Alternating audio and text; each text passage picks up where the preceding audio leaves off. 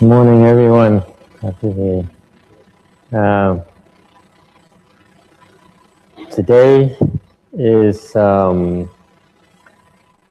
last Sunday because next weekend, next Saturday, we'll begin our Phổ Trì, right? Tuần sau thứ bảy chúng ta bắt đầu cái Phật thất. The Phổ Trì begins at noon or 1 o'clock, something like that. 1 o'clock. Khi Phật thất hình như bắt đầu 1 giờ chiều. So next Saturday we'll have our regular chant class in the morning as usual, and then we have the we start the Phổ Trì. Tuần sau như thường lệ chúng ta sẽ có cái lớp thiền buổi sáng, xong rồi sáng thứ bảy, xong rồi 1 giờ trưa thì bắt đầu Phật thất. And I think we plan to have the tantric session in the evening as well as usual. Và chúng ta chắc sẽ có cái lớp mật tông buổi tối như thường lệ tối thứ bảy. All right. Is there any other announcement we need to make? Còn có cái gì nữa có cần thông báo nữa không? Right. It seems to be that we made a mistake in the original announcement of the Phổ Trì. Originally, we said it would begin on Sunday, but actually it's a mistake. It should be on Saturday. The reason being that there's some people in the future who might coming from far away, and therefore we need to finish by the Saturday afternoon so that they have a chance to go back home on Sunday. Lý do là tại vì dự tính là có nhiều người từ xa đến tu, thành ra muốn họ xong hoàn tất cho nó xong ngày thứ bảy để Chủ nhật họ có thể chuẩn bị về nhà mà làm việc lại. Okay. And starting in the Phổ Trì, trong cái Phật thất này, you can look forward to having great Master Xian Chu, who will lecture will do Dharma talks for us. Thông báo cho quý vị biết sẽ pháp sư Hiền Tri sẽ nói pháp cho quý vị nghe. You can tell he's so excited about it. He's going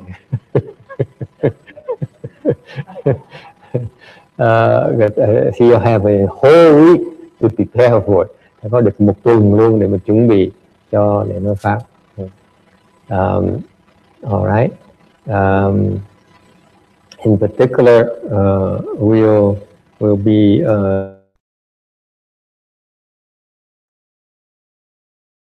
version of the American Pure Land Dharma. Từ chúng ta mới lộ ra cái pháp tịnh độ của xứ Mỹ này, which is I feel an improvement upon the Asian form of Pure Land. Đối với thầy, cái pháp tịnh độ Mỹ ở xứ Mỹ này người ta đang đề nghị tu đó nó khá hơn cái pháp tịnh độ theo người Á Đông làm một tí. Okay. The emphasis being that we try to help people get to the Pure Land quickly this lifetime. Chủ trương chúng tôi là muốn giúp mọi người đắc tới vãng sanh kiếp này. Okay. Do not take chances. Không nên lưu luyến cái sức khỏe để làm cái gì. And that's why the Pure Land approach from American Pure Land approach to me is more requires a better preparation to attain rebirth. Thật đối chúng tôi thì pháp tịnh độ xứ Mỹ này là nó khác biệt ở người Á Châu, cho là chúng ta chuẩn bị nó cắt cao hơn, nó rốt ráo hơn một tí. And I'm hoping that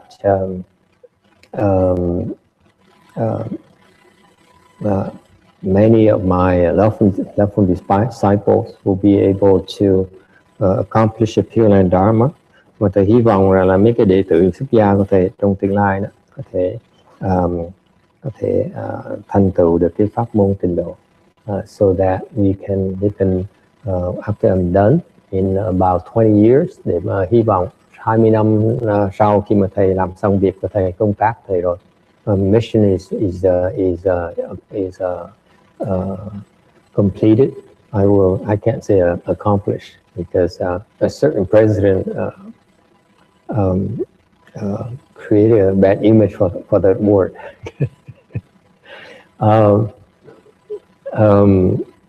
That they can pick it up and pick up where I leave off and go on and help even strengthen the American Pure Land Dharma even more. Okay. All right. Today, does anyone have anything they'd like to share or any suggestions for the phổ chi or anything? Ngày nay có ai muốn có ý kiến hay có thắc mắc gì không? Yes, Vicky, you have any suggestions? No? We miss you. Usually you come once a week. Now you're too busy for this.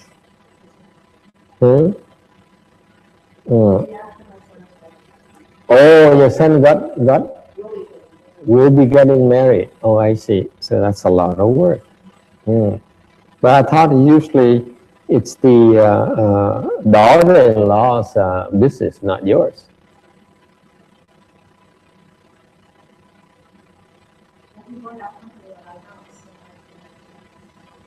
Oh, I see. Okay, well, when is he getting married? June 27th. So it's pretty close. June 27th, that's a Saturday. Oh, okay. Oh, excellent. Congratulations. Very good. Okay. Yes, sir.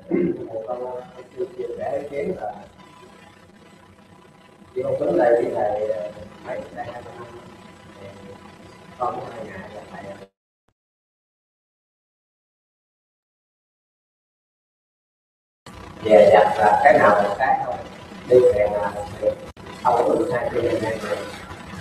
Nó đa phần người Phật tử nhất là ở Việt Nam thì họ cứ biết chắc là để nguyên nhân thôi như là không.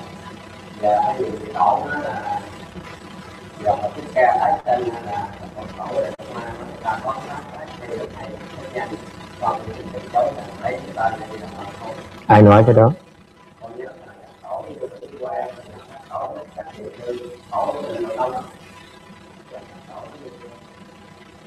Okay, let me translate this. Thầy nói, oh no, English. Venerable Sinchu says that he has a suggestion. He's been with us full time for about 2-3 years now. And he says that for the Vietnamese Buddhists, the Pure Land Buddhists, they are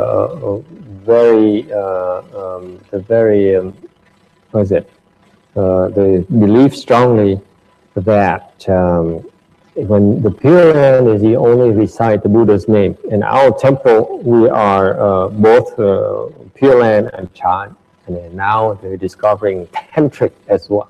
Thầy quên rằng á, cái chùa ta không phải chỉ riêng là tịnh độ thiền, mà còn có mật tông nữa. Bây giờ người ta mới lộ ra cái mật tông, cái pháp mật tông của mình. And now he says that in particular there are some Pure Land patriarchs who claim that even if you're Pure Land practitioner, even if Shakyamuni Buddha reappears in the world, you still want to stick to reciting Amitabha Buddha's name, right? Continue. And I want to ask what Chinese people, can you help me locate which patriarch said that? Okay, it keeps on coming up. Go through the 13 Pure Land patriarchs. Okay, Go through them and see if you can locate these, the fact that these patriarchs advocate that you only recite Amitabha's name and not no one else. Yeah.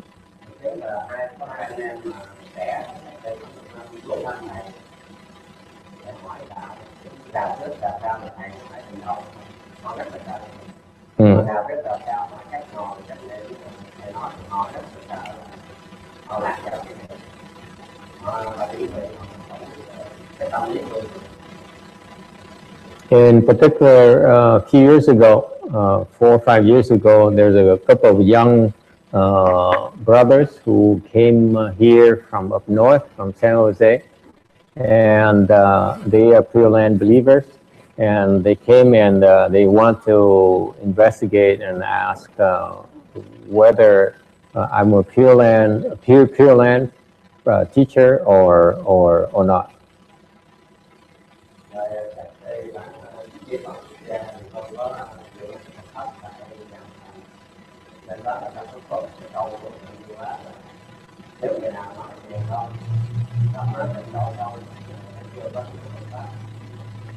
But he remembers, Dharma Talk remembers, before becoming a left-home person in our temple, he went to CTTB to attend a Kochi up there, and they played Master Srinivas tape, in which he said that if anyone advocates that he's only a Pure Land or a Chan person, then this person does not quite understand Buddhism yet.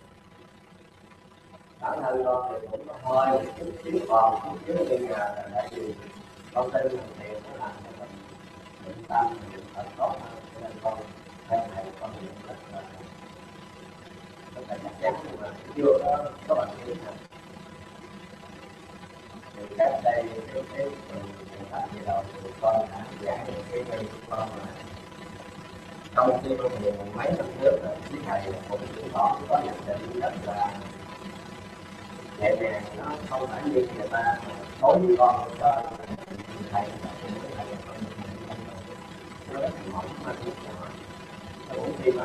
Is that okay?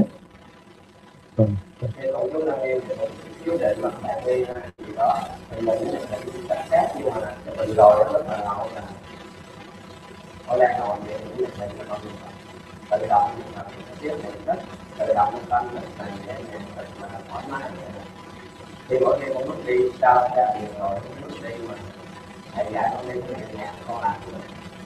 Mà khi con ra ngoài con khen con làm gì đó con nhớ là cái niệm Phật con lúc con ngồi thiền thì tự nhiên tay chân chậm cái nhẹ nhàng. Thì đó là một cái mắt tự trong như vậy. And Dharma Talk personally, he's when he came and left the home life at the temple, he's 95% convinced of the approach, of our approach. But finally, the last Chanchi, he had a final confirmation that remove the remaining doubts he might have or hesitation, reservation he had. That is, at one time he was sitting and then was meditating during the Chanchi, and he suddenly entered Samadhi, and tại vì nhập định trong lúc niệm Phật hay là niệm Phật mới là nhập định mới là niệm Phật.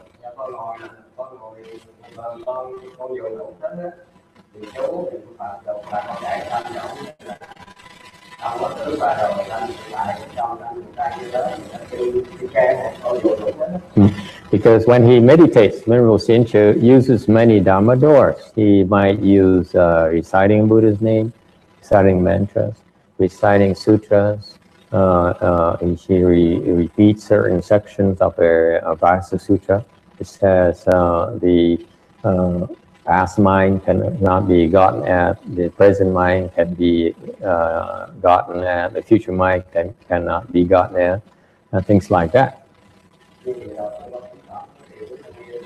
And he would, the last time, he would occasionally recite the Shrangama mantra or some of the hands and eyes. Which one is that? And all of a sudden he recited Buddha's name and entered samadhi, right? Okay. Cái bàn tay thủ nhãn nào vậy? He doesn't remember which hand and eyes. Probably not a hand and eye if you cannot remember it. Chắc là không phải thủ nhãn nên mà không nhớ được cái tên.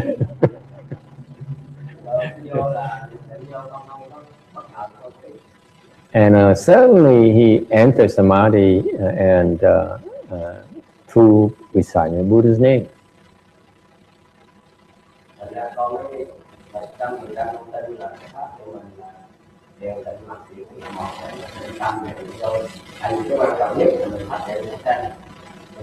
Cái hướng đó là cái dẫn lên hướng đó thôi, chứ không phải là con người thành mặt đa số là nói là bây giờ con bản thân con cũng nhận tin.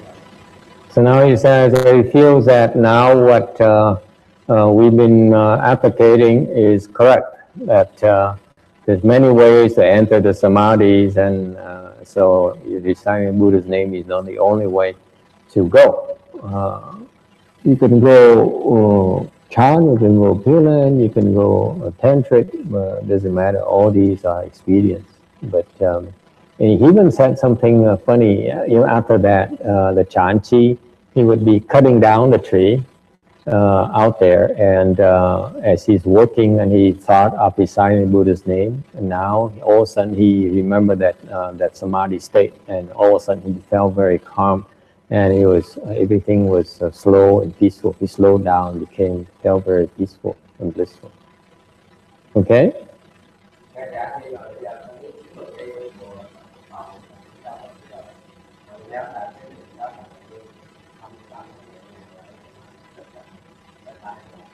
Even now, he's around the temple, and he's wherever he is, whatever he's doing, walking or being around the temple, and he remembers that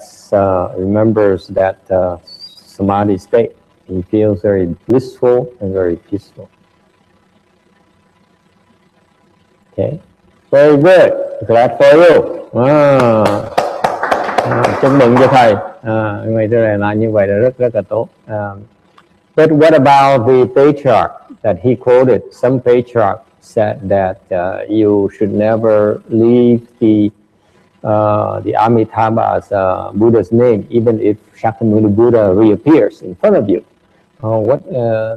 Như đều nghĩ sao về cái ông thầy Hiền Trì, có một cái vị tổ nào trình độ mà nói rằng là phải không được rời cái hồng danh của ngài A Di Đà Phật, mặc dù Đức Phật A Di Đà có hiện ra nữa, Đức Phật Thích Ca Mâu Ni lại tái sanh nữa. Yes sir. Extreme view, a patriarch taking extreme view. Be careful what you're talking about. You're referring to patriarch, my friend. Be careful. Okay. Ông nói là cái người vị tổ sư này hơi quá lố, thì nói ông phải cẩn thận. Khi ông nói về những ngài tổ sư đó, phải cẩn thận. Đừng có đụng mấy ngài tổ sư. Don't touch it. That's why I'm very cautious. When people quote a patriarch, I raise my shield immediately. Mấy cái gì mà trích dẫn những cái lời giảng của tổ sư, thầy rừng mình ngay lập tức. I'm no patriarch, I know my place. Đây là câu óc không thể dám hỗn với tổ sư được. Okay? So you disagree with that, in other words, that's what you're saying. Thì ông người Mỹ đó, ông nói là ông không đồng ý với tổ sư đó. I agree. I personally would disagree with that statement as well. Cá nhân thầy cũng không đồng ý cái đó. Okay, that's why I asked my Chinese princesses to look for such a quote. Thành ra thầy về nhờ hai cái cô người Hoa này tìm cái the both of you. I need you to locate it for me, because people keep on quoting this. It's very dangerous. Tại vì nếu cứ tiếp tục mà trích dẫn những cái lời mà tổ sư nói như vậy, mình phải rất là cẩn thận. Okay. I personally disagree. Đối với thầy thì không đồng ý. Why would you disagree, Tex?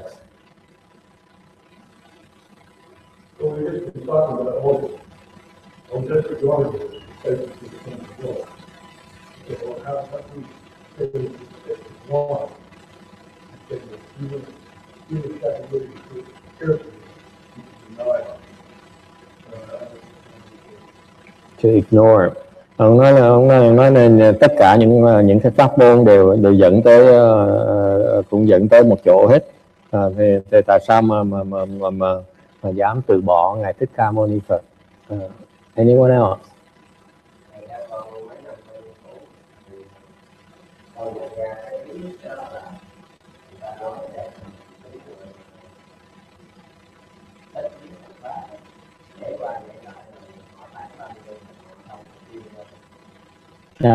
He feels that based on his many years of practicing in Pure Land, he feels that the people who have lower roots people, low potential people,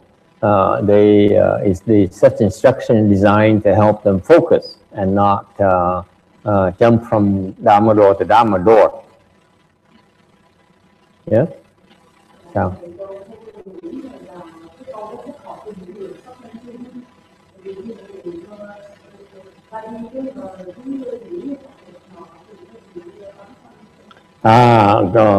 Miss Hong has a very good suggestion. She says maybe it's for the people.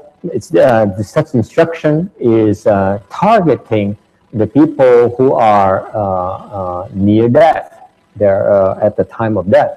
They should single-mindedly focus on Amitabha's Buddha's name and not get distracted by anything else. That's about.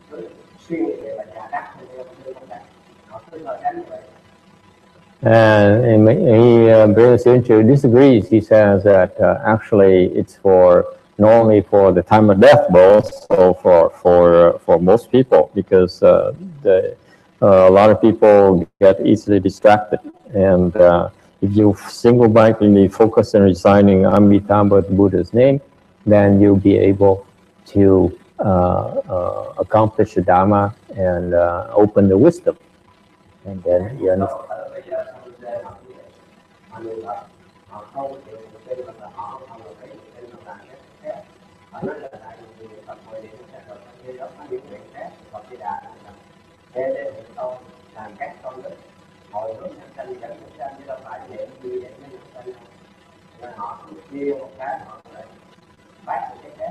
And that's why a lot of these San Jose friends he has, Dharma friends he has, they only recite the Buddha's name. Even reciting Amitabha Sutra, they don't recite it, right? Oh, they recite Amitabha Sutra and so on, but they would not, they refuse to practice any other Dharma door, anything else. Okay?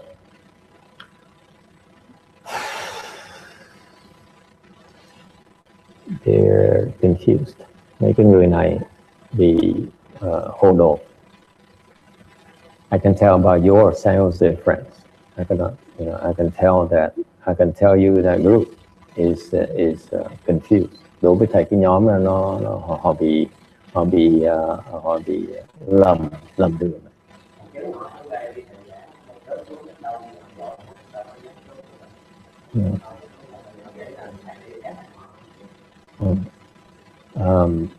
They're confused because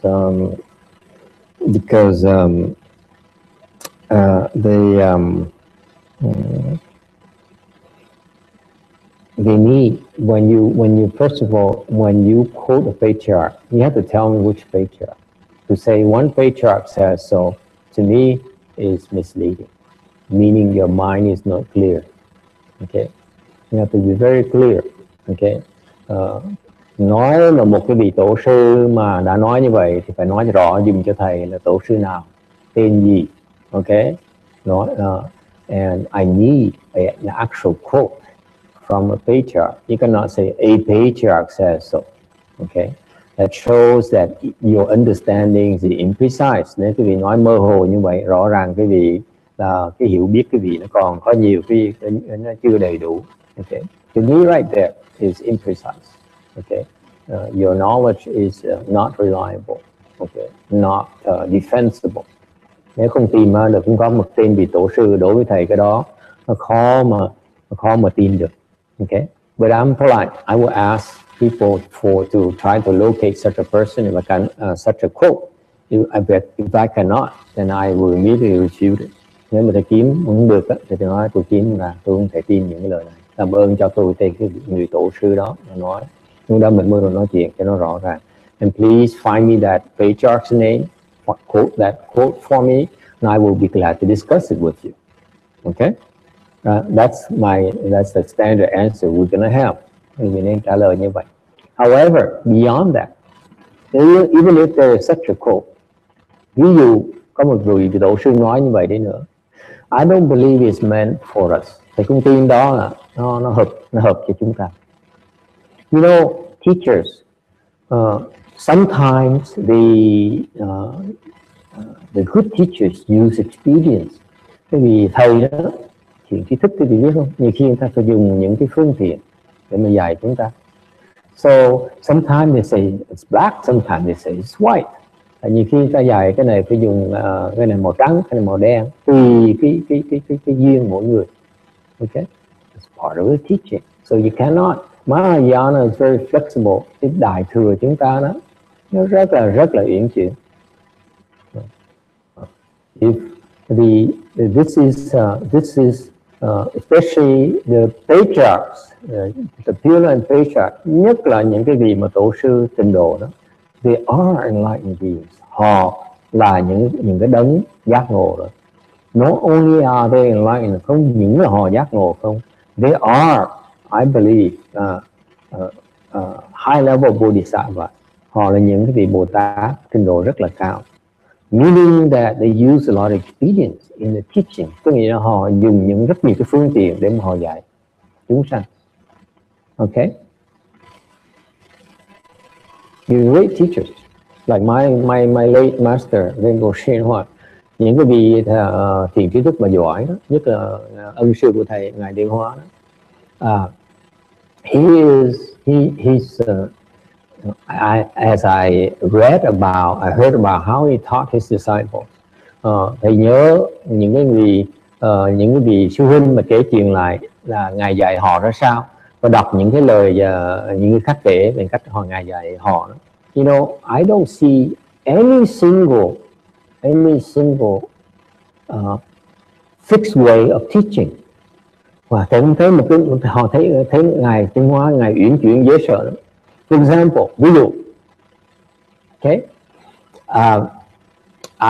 when I first came to the CTTB, lần đầu tiên thầy tới Vạn Bậc Thành, long time ago, 20 years ago, there was a Vietnamese lay person. Có một cái bà tên là bà Ngộ Đạo. I think she passed away now.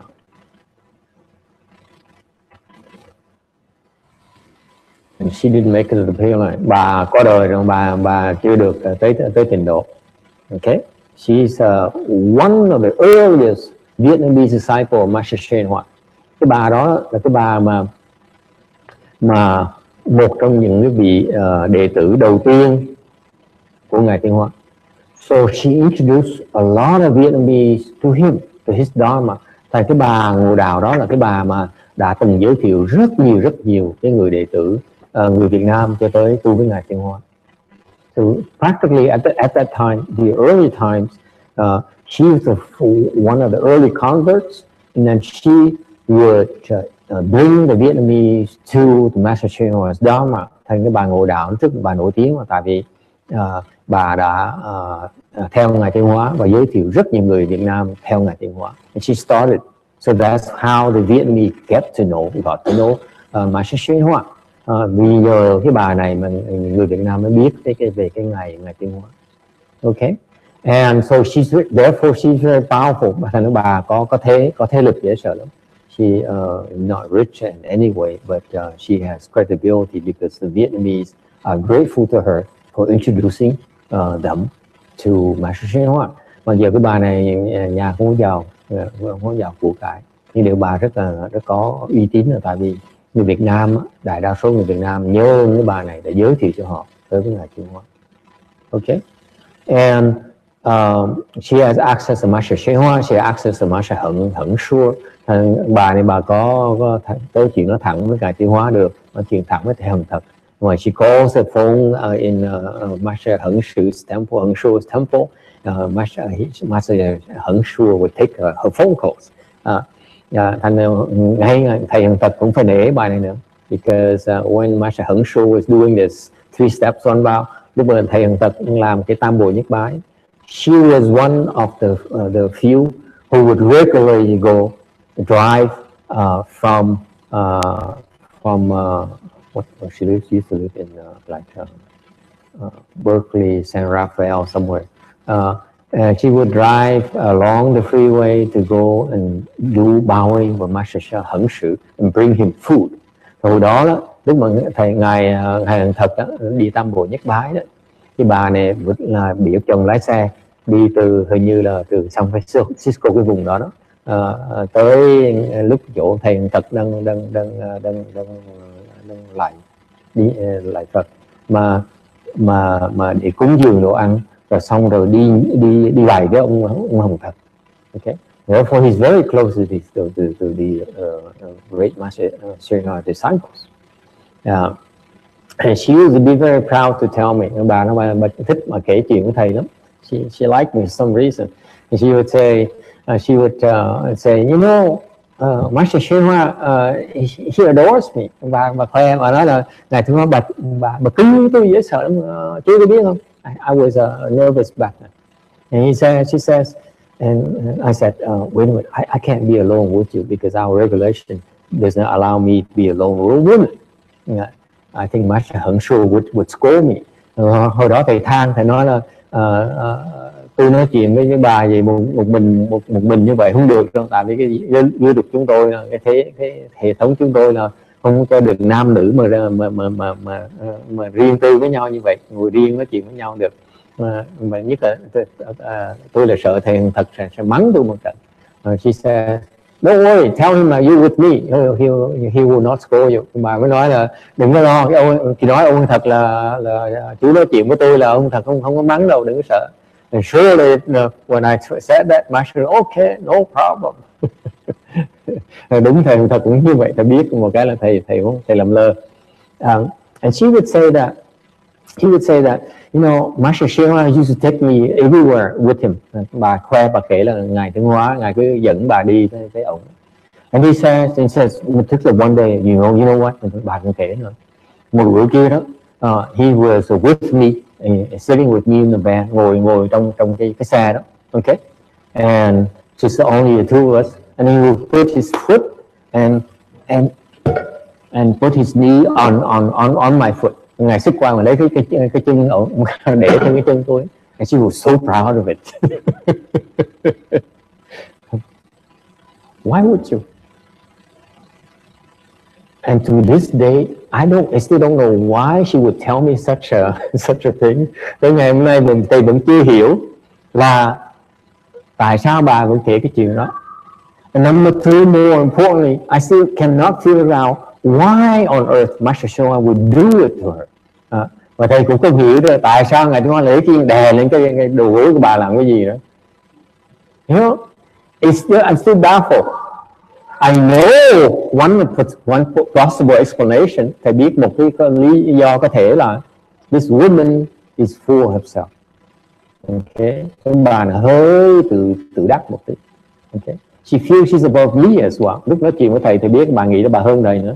Even though I'm a left form person, she's a lay person. She feels, you know, she should protect me and teach me, and she's better than me. Hồi đó bà nghĩ là bà hơn thầy.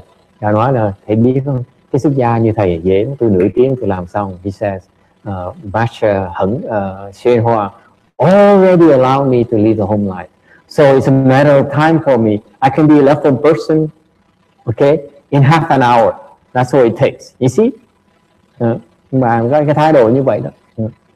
And I think it's more like to me, it's my interpretation. He's trying to, say, hey, you, because like in our chan sitting, giống mình ngồi thiền ấy, cái chân trái mình để lên trước, the left foot first, the right foot on top, yin, below, yang. You see? Anyway, and the more I heard of Master Shen Hua's teachings, I realized he used a lot of experience. Thầy cần nghe các cái đệ tử Ngài Thanh Hóa kể Ngài Thanh Hóa, cách dạy Ngài Thanh Hóa, thầy biết Ngài Thanh Hóa xài rất là nhiều phương tiện. Okay, now so maybe a patriarch may have said to a certain disciple that you should only concentrate on reciting Buddha's name. Then it makes sense. Có thể là cái ngài tổ này á, nói một cái người đó là con chỉ nên niệm Phật A Di Đà thôi, bỏ hết tất cả, nó có lý cho người đó. It makes sense for that person. Okay, but it does not necessarily make sense for you. Để không có nghĩa là ngài sẽ dạy cái vị một lời cũng lời như vậy luôn. Okay, I mean I don't think he would apply to Master Xiển Trữ. Rõ ràng thầy Hiền Trì á, mà sẽ không có hợp với thầy Hiền Trì, because Master Xiển Trữ right now is all confused. Tại thầy Hiền Trì tu loạn sanh ngô hết rồi. It's too late now. Vì nó quá trễ rồi.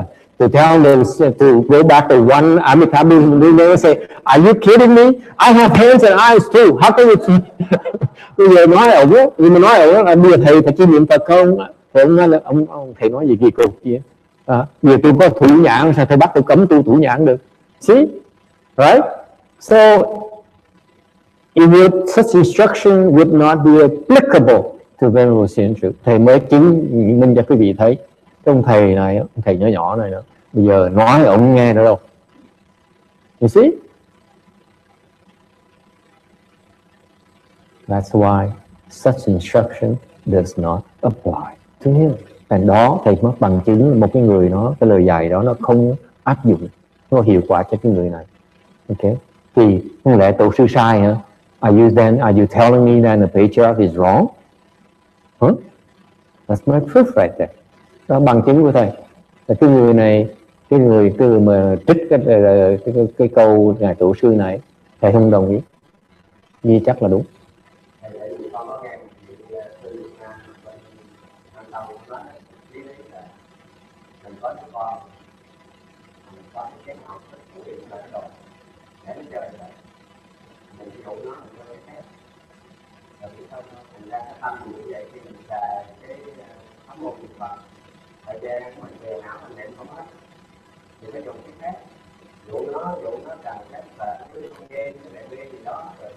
thời gian cái quen cái đó là nó chịu được mình qua cái nhãn gì đó, mục đích là mình tập trung mình trừ phiền não thôi, chứ không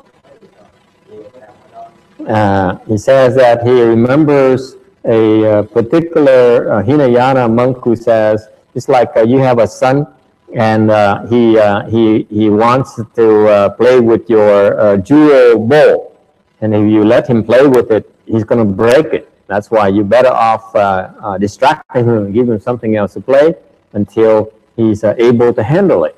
Okay, and that's similarly, if you recite the Buddha's name, sometimes it gets boring and they lose track of it. So sometimes it's better for them to try something else until to help them keep the interest and develop their skills. Okay, not quite. Cái đó cũng chưa đúng nữa. Let's see, correct. Yes.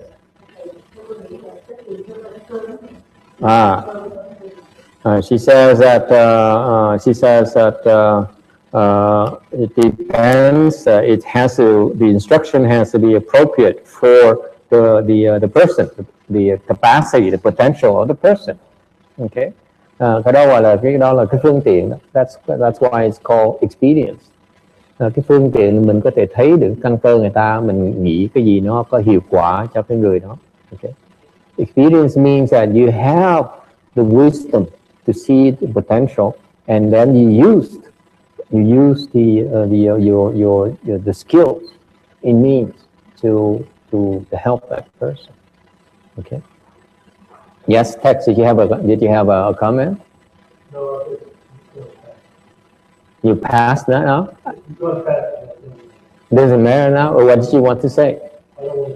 You want to say it now? Oh, Texas, too late. Okay. Now, so it's not as the Hinayana teacher's instruction. It's not like that. It shows that this person doesn't quite understand yet how to teach. Cái người thầy mà thầy trích ra đó cái không nên suy nghĩ như vậy là sai rồi. Ok. Thì cái đó không phải là cái phương tiện.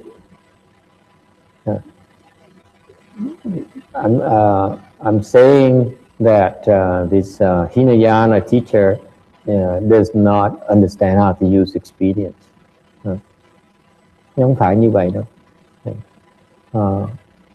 Một cái người thầy cho giận cho con, mình nói cho thầy hiểu. Một cái người thầy khi mà biểu con ngừng niệm Phật mà đi quét sân đó, tại vì con quét sân nó lợi hơn là con niệm Phật. A wise teacher, if you're reciting Buddha's name right now, and he says stop, go sweep the yard, it's because he understands that your sweeping the yard is more beneficial to you than you're continuing to recite the Buddha's name. It's very precise. Người thầy ta giỏi, ta biết như vậy rõ ràng, chứ không phải là một cách mơ hồ đâu con ơi. Okay? That's why this is my belief. That's how my master operates. Con thì hoàn toàn tin là 100% á, nó tâm tại hoàn toàn có nghi ngờ chứ là ngài tiến hóa cái trình độ ngài như vậy đó. That's how my master's level. You know, when he taught me, một ngày tiếng hóa dạy thầy đó, you know, he would wait for me to struggle for 2 years. Lúc mà ngài tiếng hóa, lúc mà ngài dạy thầy đó, mà ngài để cho thầy cực khổ 2 năm trời, to learn how to sit sleep. 2 năm trời tập để ngủ ngồi thôi. And I failed for 2 years. 2 năm trời làm không được. Could not do it. Could not do it at all. And even after he died, sau khi ngài tiếng hóa, ngài qua đời, thầy vẫn tiếp tục cố gắng tập. And I tried and tried. I never stopped. And one night, as I was sleeping in my happy sleep, một đêm khi đang ngủ, nằm ngủ sướng vậy, I was sleeping like, I still remember that posture, sleeping like this. It felt so good. Just like the Buddha teaches us how to sleep. Ngủ theo cái cung mà Đức Phật dạy chứ đúng. Ngủ sướng. I was so happy. Like xỉu vần shit, giống như cô hình nhảy vậy đó. Ngủ là cô I was so happy. Okay. And you know what? All of a sudden, I heard his voice. Và bỗng nhiên thầy nghe được cái giọng ngài tiến hóa. I heard his voice. I recognize his voice because I listened to his Dharma lectures every single day.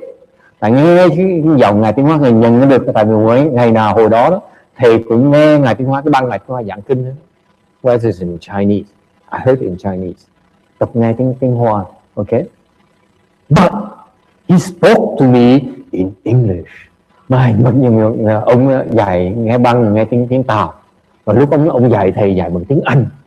Dễ sợ không? Every single time he taught me, it's always in English.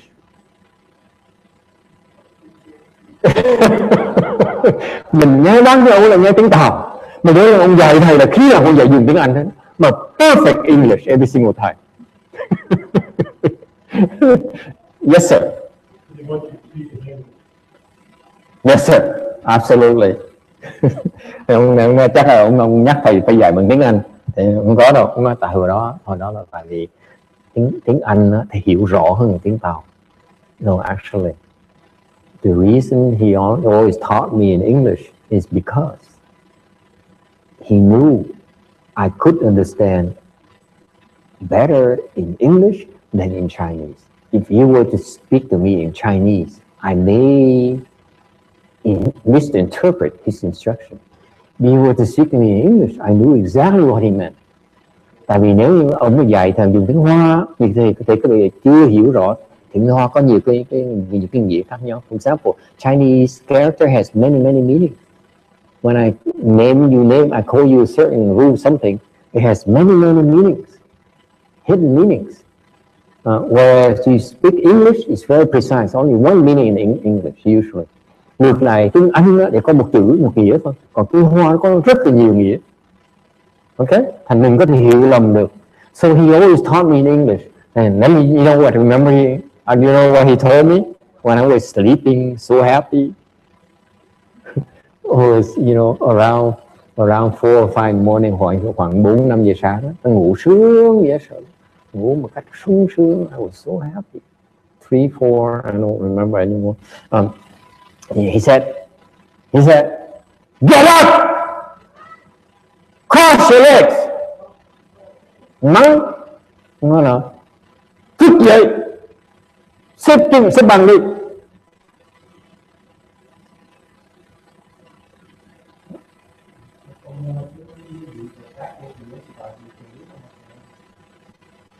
Tại con bệnh hoạn có thành hầm mà chửi con. Thầy bị ngài tiếng Hoa chửi hoài, tại vì chứ con làm bậy giờ ngài mới chửi. Mà làm tốt bây giờ không bao giờ ngài khen hết, mà làm bậy ngài mới chửi thôi. And someone asked me, how come in my dreams the Bodhisattvas and Buddhas always scold me? And I say, it's because you misbehave. It's my experience. I'm very assured about it because my master, my Chinese master, he always scolds me. He never is nice to me. When I do something right, I don't hear about it. So only when I do something wrong, he comes and yells at me. Làm đúng thì thầy ngài không bao giờ khen hết. Cả 20 năm trời không bao giờ khen một tiếng. For 20 years, he never praised me once, not even once. Hear me playing sisters? Cô công chúa nghe rõ không? Không bao giờ khen hết á. 20 years I've been with him. Huh? No. It's a mistake. Okay? Or luck, whatever you want to call it. It's not a praise, trust me. It's not his style. For 20 years, I've done so many good things for him. Never, thank you. Never, he's a good boy, other boy. Thầy làm việc, ông cực khổ 20 năm trời đó. Tinh tấn cực khổ lắm. Thầy đi tóc vải mà không bao giờ khen một tiếng. Không bao giờ khen một tiếng. Mà làm trật một cái là ông mắng, ông chửi. But only when I make a mistake, that's when I hear from him. Thành ra ông nói rằng, thức dậy, sẽ bằng đi. Chửi nhau. So you know what? I was scared out of my wits. I got up immediately and tỉnh lên, mắng một cái như vậy là tỉnh đang ngủ khe sương mà tỉnh. Can you imagine? I was deep in sleep and was so happy to have. And I immediately got up, became wide awake, and I sat and I crossed my legs. Okay, bắt đầu ngồi xếp bằng. Okay, I could stay the rest of the night, but ngồi xếp bằng cả cái đêm còn lại. And ever since I was able to sit sleep, từ đó trở đi có thể ngồi được.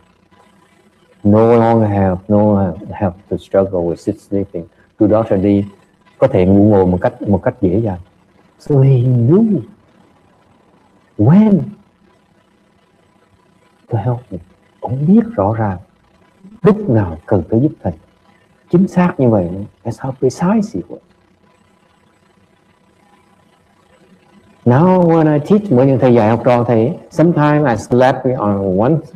Nhiều khi thầy học trò dạy học trò theo cái dòng tâm tế, mình phải tác nó một cái, thầy chưa đủ tác thêm cái nữa. I don't have this precision of his precision. Every time, sometimes when I beat up on my students, sometimes I give a slap. And I watch. Okay, another one. Oh, it's still not enough. Another one. Oh, that's not enough. Another one. Tác vài cái, đừng như chắc chừng nào đủ thôi. I don't have that precision. Thế mà chắc không có được cái sự chính xác như ngài. Dễ sợ lắm. Lúc mà thầy nhắc ngài dạy học trò đó, chính xác không thể tưởng tượng được. I'm so impressed with his teaching.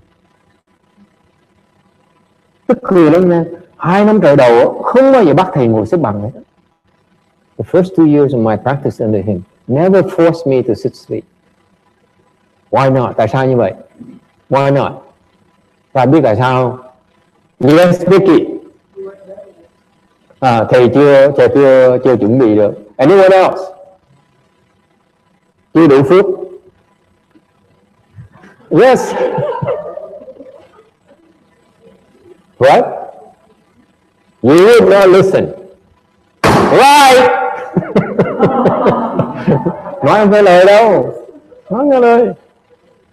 Doing it, so I would not listen to him. So why would he waste time on me, waste his saliva on me? Thầy phí cái thì giờ nói thầy làm cái gì? Không thèm nói, thả lỏng để mình làm. So he will let me loose. Okay? He was perfectly happy with my trying to sit sleep every now and then. Và tại vì mình thấy mấy sư huynh mình ai cũng ngồi hết, mình mắc cỡ. Thành lâu lâu mình phải thử. So because I knew all my Dharma brothers sit sleep, okay, I was probably only one of very few who cannot. So out of pride, I would have to continue to practice it every now and then to tell people at least I'm trying.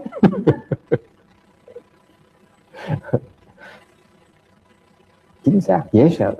Làm mình con biết cái thiện tri thức là con theo gặp một người như ngài Tây Hóa tu sướng dễ sợ. That's why when you meet a master like a teacher like my master, boy, don't leave him. Đừng có bỏ, đừng có dạy em ơi. Okay. So in conclusion, I feel that I don't necessarily subscribe to such a claim, whether it comes from a patriarch. I don't believe it. Đối với cá nhân thầy, chỉ nói về cá nhân thầy thôi. Nếu ngài tổ sư nói như vậy, thầy không tin là cái đó là nói cho thầy. It doesn't apply to me. It applies to someone else, but it doesn't apply to me. And I would seriously doubt that a patriarch, a Pure Land patriarch, would advocate that you only recite the Buddha's name. Và thầy không tin rằng một vị tổ sư tịnh độ sẽ chủ trương là quý vị chỉ nên niệm Phật thôi. Cái đó là sai rồi. It's wrong. Because like I'm of the same, subscribe to the same school of thought as my masters. Tại đối với thầy, thầy không nghe cái phần mà ông hiền trì ông nói là ngài Tiên Hoa ngài giảng trong giảng là quý vị phải người nói chỉ niệm Phật không là chưa hiểu Phật pháp. I never heard Master Tiên Hoa the way Xiển Trừ heard that at CTTB that he says if you only recite the Buddha's name, you don't understand Mahayana, you don't understand Buddhism yet. And apparently there is a quoted it was posted on the wall at the CTTB. That's Master Sri Hua's words.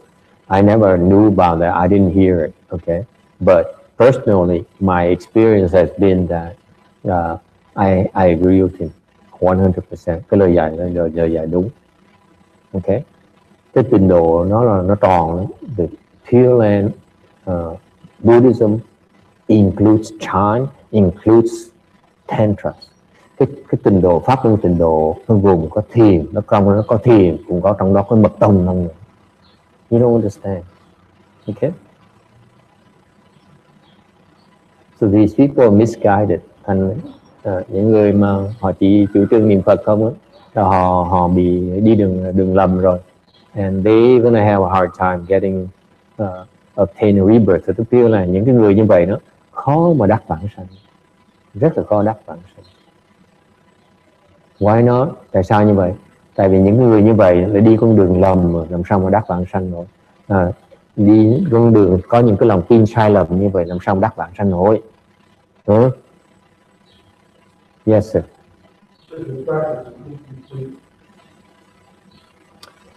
Not only the practice is incomplete, there are very bad advertisements for Amitabha Buddha. How could Amitabha Buddha admit such people into his Pure Land?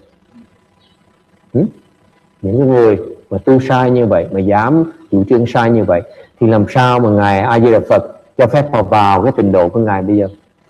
Tại vì mấy người làm gương xấu cho người khác, sao cho họ vào bây giờ?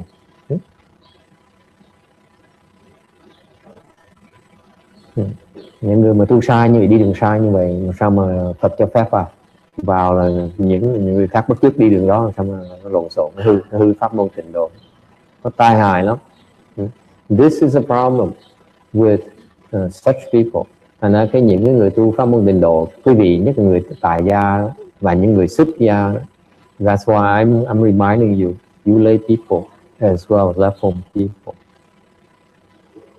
Wait until you are enlightened before you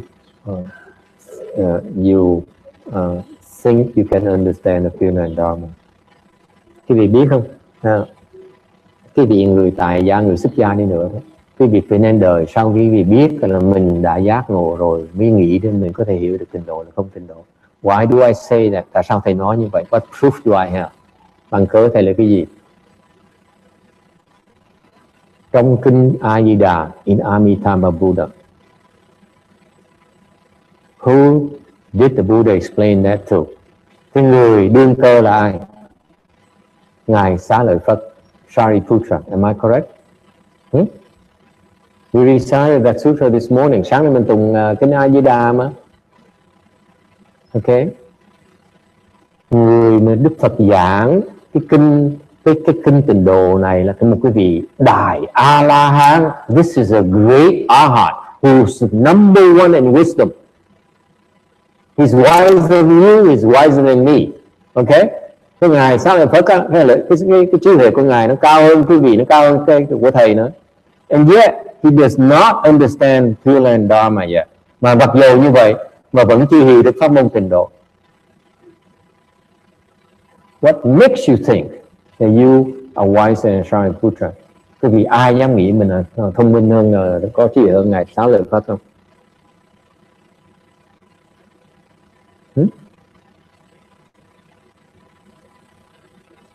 Sao dám có quyết là cái pháp môn Tịnh độ phải tu như vậy? Therefore, if you don't feel you are not, you are as wise as Shariputra, what makes you feel that you are right in proclaiming such and such? Think about the Pure Land Dharma. Tại sao dám nói là Tịnh độ là phải đi như vậy, hoặc là phải niệm Phật như vậy, hoặc là phải làm như vậy thôi, không được làm chuyện khác? Thì đâu có biết đâu, nói tầm bậy. You don't know. Know your limitation, phải biết cái sức của mình, đừng nói tầm bậy. Nói tầm bậy thì mang tội cái pháp môn Tịnh độ, là sau này khó đắc vãng sanh lắm. If you speak inappropriately about the Pure Land, okay, you are slandering the Pure Land Dharma door, and therefore you're going to have a hard time attaining rebirth. Let me put it this way for you. Chances are that, never mind about rebirth, if you slander the Dharma, the Pure Land Dharma, you go to the hell. Đừng nói chuyện vãng sanh. Quý vị mà dám phỉ bán pháp môn Tịnh độ như vậy đó, là quý vị sẽ đọa địa ngục, chứ đừng nói chuyện vãng sanh. Nó dễ sợ lắm, có tầm bậy. Thành cái cô đó mà không chịu sửa lưng thì nó là cô tầm bậy. Okay? Không có chuyện như vậy nữa. Hiểu không? Alright, there's none of my business. Bây giờ con hỏi thầy mới nói thôi, chứ còn không phải chuyện của mình. Ai tin là chuyện người ta, ok, không phải chuyện của mình. It's a good thing that you signed the Buddha's name, but maybe future lifetimes. Niệm Phật thì chuyện tốt. Rồi nói chuyện mà đắc vãng sanh kiếp này thì hơi khó một tí. Đường đi trật đường này.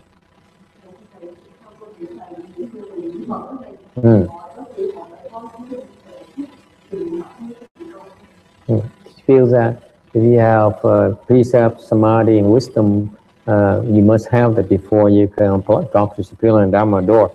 Đó là những người căn cơ cao. Như đều thì ra những cái người mà trình độ thấp cũng có thể nhập được cái niệm Phật tam muội. Sự thật là có nhiều người đã nhập được niệm Phật tam muội mà họ chưa giác ngộ, họ chưa phải là đủ cái trí huệ. Cái đó thầy biết. And the truth is that it's not necessarily true. The truth is that I know a lot of people who have entered the Buddha recitation samadhi. Okay, những hàng như thầy quen một cái người kia đó là mới bắt đầu niệm Phật khoảng chừng 1 năm thôi là được nhập được niệm Phật tam muội. Trước 1 năm là nhập niệm Phật tam muội. Không phải là người Việt Nam nữa. Dễ sợ. Trong cái chùa này I know this temple there is a particular person who's not in Vietnamese, who entered the Buddhist station samadhi and within 1 year of starting to recite the Buddha's name with us.